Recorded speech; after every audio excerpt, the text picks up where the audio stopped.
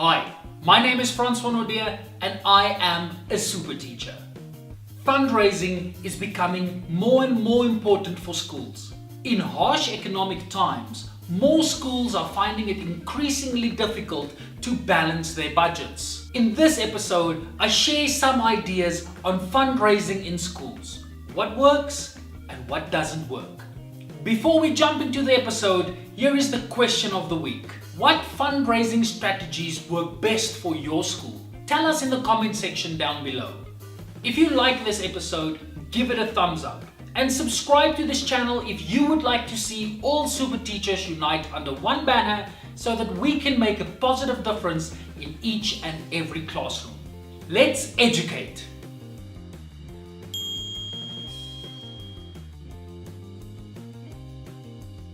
Organizing fundraising events is a very difficult and often stressful responsibility that many teachers have to take. Asking people to hand over their hard-earned money to the school is a very difficult task. Parents can easily become disgruntled if they are asked to fork out money for new events each and every month. So what I thought I'd do is share some of the tried and tested fundraising methods and also give you some tips on new interesting ways in which you can try and raise money for your school. But first, let's talk about the difficulties that is faced when you do the normal types of fundraising at schools. One of the easiest ways of making money is to sell products to the community. Many schools would do bake sales, and during breaks, children would sell the baked goods to other children or even to parents. The problem with this strategy is that you need to have money first. There needs to be an initial cost. And you of course run the risk that you won't make up this cost. In this case, you actually lost money. Many schools raise money by charging entrance to events like sport events. This is a tried and tested method and it works. The problem is though, you can exclude some members of the community. What arrangements have you made with parents that cannot afford the entrance money? It would be unfair to exclude parents on this basis because their child will most likely be participating in the sports event and now they cannot support their own child. The next strategy I know my parents absolutely hated. It's the donation list. The school gives a donation list to each and every child and expects them to find donors. They would then either have to go door to door, or what happens in many cases, parents take these lists to work. This is a very difficult way of raising funds for the school. First of all, having a child going from door to door in a community is unsafe. And then if you think about it, the community can become saturated very quickly. If all the children from the same school who live in the same neighborhood go door to door, how long will it take before you chase away the third or the fourth person that arrives at your door? What's more is that it could create some very awkward situations at work. Just imagine how difficult it could be to say no to a co-worker, especially when you have in the past given money to another school. One of the favorites of every school is to host a school dance. In this way, the children have fun, you raise money because you charge entrance at the door, but also you could open a tuck shop where you sell sweets or cold drinks for the evening. This is normally very successful, except for the fact that you demotivate your teachers. Often, it is the teachers who have to act as chaperones at these dances. It is extremely difficult to deal with a teenager that is on a sugar high, that is dancing with the opposite sex and all of the hormones are pumping. You try and reason with a hormone pumping sugar clump.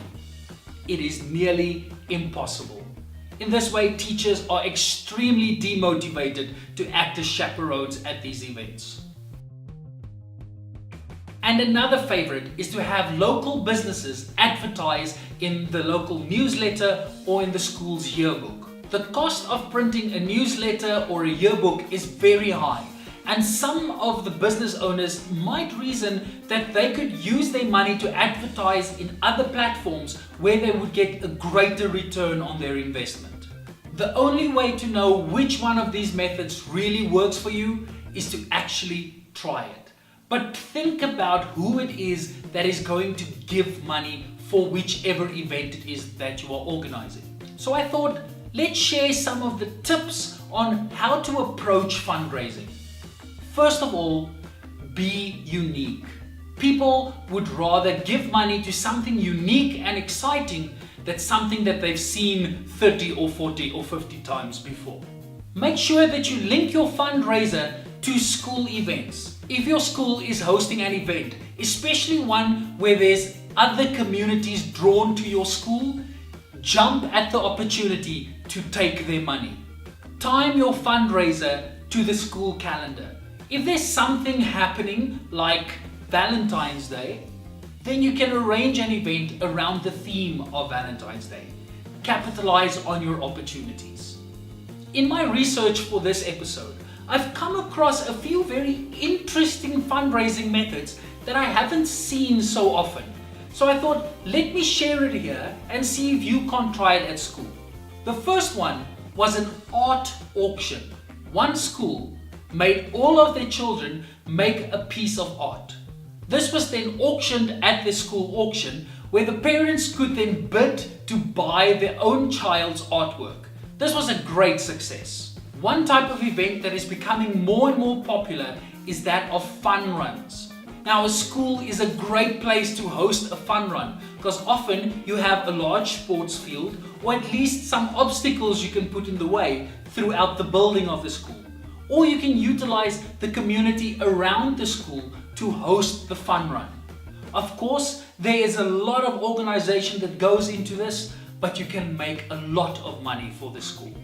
Another trend that is becoming more and more popular is selling things online. You can then advertise these products online on sites like Gumtree or OLX. In this way, people from a broader community can then buy directly from the school. Nothing stops you, of course, of making your own online store. Many schools have got their own websites. It's just a little plugin that you add on to your website to have your own online store. The benefits of having an online store is that you can actually take pre-orders of products. This will ensure that you don't over-invest in the initial cost of the product, and you know exactly what it will cost you to produce a product that your community would want to buy from you. An example of things that you would be able to sell in a store like this would be like school merchandise. For instance, everybody likes a cool mug. If you have a mug with the school's logo on it, you can sell that on the online store. What about even selling the school uniform directly to the parents on the website? And one last tip. This might be very labor intensive, but if you can find the time to do this, I'm sure that you would be able to raise a lot of funds for your school.